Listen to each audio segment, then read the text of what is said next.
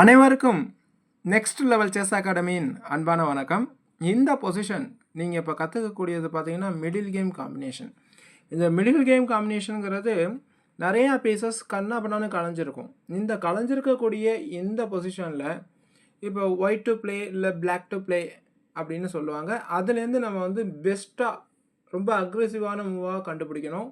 அப்படி கண்டுபிடிச்ச piece gain பண்ணுறது இல்லைன்னா மெட்டீரியல் அட்வான்டேஜ் கொண்டு வர்றது. ஸோ இது எல்லாமே வந்து பார்த்திங்கன்னா அவங்களுக்கு ப்ராப்பராக பண்ணணும். அது எப்படிங்கிற சில ட்ரிக்கான மூவ்ஸ் எல்லாம் நம்ம தெரிஞ்சுக்கலாம். இதில் இந்த பொசிஷனில் நைட்டு சாக்ரிஃபைஸ் பண்ண போகிறோம். இந்த நைட் சாக்ரிஃபைஸில் அவங்க அட்டாக் பண்ணலாம் இல்லைன்னா டிக்ளைன் பண்ணலாம். பட் நைட்டு G3ங்கிறது எப்படிப்பட்ட மூவ்னா ஒரே நேரத்தில் கிங்குக்கும் அட்டாக் வச்சுருக்கு, அதே நேரத்தில் குயினுக்கும் அட்டாக் வச்சுருக்கு. So double attack. இந்த டபுள் அட்டாக்லேருந்து அவங்க எஸ்கேப் ஆகிறதுக்காக நைட்டை அட்டாக் பண்ணணும்.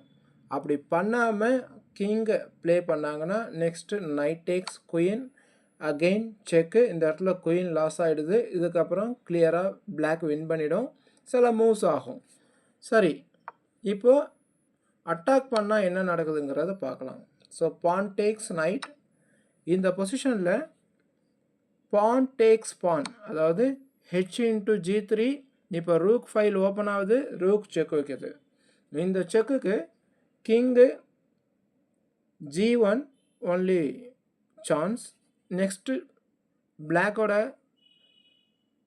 ரொம்ப பவரான சாக்ரிஃபைஸ். இந்த இடத்துல வந்து என்ன சொல்லுவாங்கன்னா இந்த ட்ரிக்குக்கு square clearance sacrifice, piece clearance sacrifice. அதாவது இதோட அனாடமி எப்படி இருக்குன்னா, கடைசி நேரத்தில் குயின் H1ல் செக்மேட் பண்ணும். கிங்கு F1ல் இருந்துக்கிட்டு எங்கேயுமே போக முடியாமல் செக்மேட் ஆகிடும். இதை எப்படி நம்ம க்ரியேட் பண்ண போகிறோன்னா ரூக் H1 செக்கு. இதில் முக்கியமான விஷயமே G3யில் இருக்கக்கூடிய பான் தான். அது வந்து பார்த்திங்கன்னா ரொம்ப அழகாக H2 அண்டு F2ங்கிற ரெண்டு ஸ்கொயரை கண்ட்ரோல் பண்ணி வச்சுருக்கு. ஸோ ரூக் செக் வைக்கும்போது ஃபோர்ஸாக அந்த ரூக்கை அட்டாக் பண்ணி ஆகணும். So king takes rook force. Next second ரூக்கை யூஸ் பண்ணுறாங்க.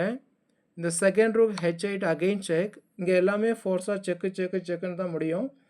ஸோ இப்போ king G1 only move. Next move again rook sacrifice, second rook sacrifice, rook H1 check. Next move force king takes rook. அதுக்கு அடுத்ததாக இந்த இடத்துல நம்ம செக்மேட் பயன்படக்கூடிய ஒரு குயின், அருமையான குயின். இந்த குயின் H8 செக். இதுக்கு king G1 only vacant square. Next move queen H2 check. இந்த பான் சப்போர்ட்டில் செக் வைக்கிறாங்க. கிங்கு F1 ஃபோர்ஸாக அந்த இடத்துக்கு போயே ஆகணும். So next move queen H1 beautiful checkmate. இந்த இடத்துல வந்து பார்த்தீங்கன்னா பீசஸ் எல்லாத்தையுமே வந்து சூப்பராக சாக்ரிஃபைஸ் பண்ணியிருக்காங்க. கடைசி நேரத்தில் ஒரே ஒரு குயினை மட்டுமே வச்சு செக்மேட் பண்ணியிருக்காங்க. இந்த மாதிரி பீசஸை கிளியர் பண்ணக்கூடிய சாக்ரிஃபைஸ், அதாவது குயின் அந்த இடத்துக்கு போனால் தான் செக்மேட் நடக்கணும். அதுக்கு இடையில இடைஞ்சலாக இருக்கக்கூடிய நம்மளோட பீசஸை எப்படி ஃபோர்ஸாக, அதாவது எந்த ஒரு கேப்பும் விடாமல் சாக்ரிஃபைஸ் பண்ணி செக்மேட் பண்ணுறதுங்கிறத நம்ம இந்த தெரிஞ்சுக்கலாம். ஸோ இந்த மாதிரி நிறையா காம்பினேஷன் இருக்குது. இந்த காம்பினேஷன் எல்லாத்தையும் நீங்கள் தெரிஞ்சுக்க இதை நீங்கள் அப்படியே கேமில் அப்ளை பண்ணுவீங்க. இதனால் உங்களுக்கு வந்து கேமில் மிடில் கேமில் இருக்கக்கூடிய அந்த காம்பினேஷனை போடக்கூடிய கெப்பாசிட்டி இன்க்ரீஸ் ஆகும்.